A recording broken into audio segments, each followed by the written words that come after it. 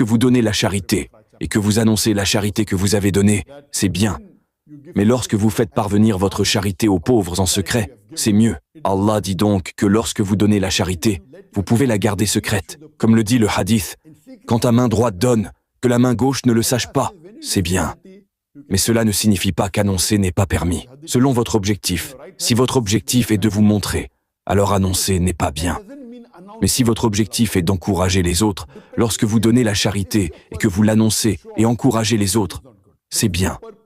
Parce que votre intention principale est que d'autres personnes participent aussi à la charité, que d'autres personnes obtiennent de la récompense divine. Donc, si votre raison d'annoncer votre charité est de vous montrer, genre, d'accord, j'ai donné la charité, ce n'est pas bien. Mieux vaut se taire. Mais si vous annoncez pour que plus de gens se joignent, alors il est préférable d'annoncer que de garder le silence.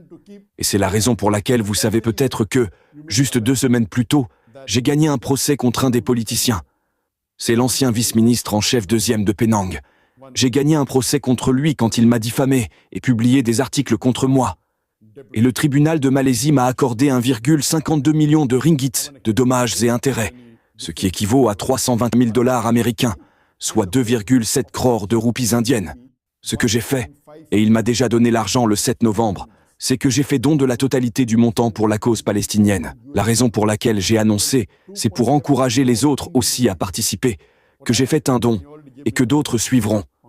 Ce n'était pas pour me montrer.